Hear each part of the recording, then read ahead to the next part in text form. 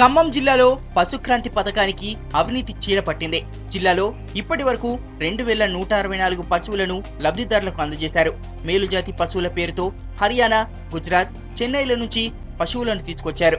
అయితే లబ్ధిదారుల ఎంపిక ప్రక్రియ గందరగోళంగా సాగడంతో అనర్హులకు పథకాల ఫలాలు అందుతున్నాయి.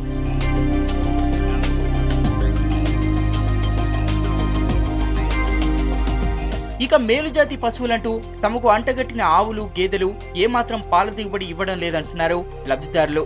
కొనుగోలుకు ముందు 5 లీటర్ల పాలు ఇచ్చిన పశువులు ఇప్పుడు మాత్రం 1/2 లీటర్ పాలు ఇవ్వడం లేదంటున్నారు. పైగా వీటి పోషణ తలకు మించిన భారంగా మారిందని ఆవేదన వ్యక్తం చేస్తున్నారు.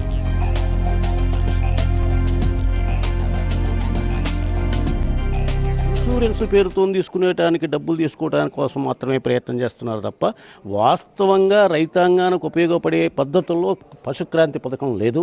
రైతాంగాన్ని ఇంకా అప్పుల్లో ముంచే పద్ధతిలో ఉన్నది. రైతు ఎవరైతే బెనిఫిషియర్ ఉండో వాళ్ళు దాన్ని కొనుక్కునే పద్ధతి. అదేవిధంగా రైతాంగాన్ని దాంట్లో ఇన్వాల్వ్ చేయకుండా, స్థానిక ప్రతినిధులను ఇన్వాల్వ్ చేయకుండా ప్రభుత్వం నేరుగా వాటిని తీసుకొచ్చి ఇక్కడ ఇవ్వటం అనేది వాళ్ళకు అనుకూలమైన పద్ధతి చేసేది వాళ్ళ దళాలని మేపడానికి ఉపయోగపడుతుంది. లబ్ధిదారులకు చేరాల్సిన మేలుజాతి పశువులు బడాబాబులు స్వాధీనం చేసుకున్నారు.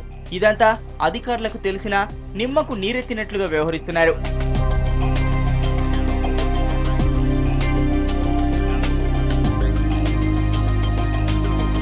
పశుక్రాంతి పథకం ద్వారా క్షీర విప్లవం సాధించేందుకు సర్కారు కుస్తీలు పడుతున్నా అందుకు అవసరమైన చర్యలు తీసుకోవడంలో మాత్రం చేతులెత్తేస్తోంది.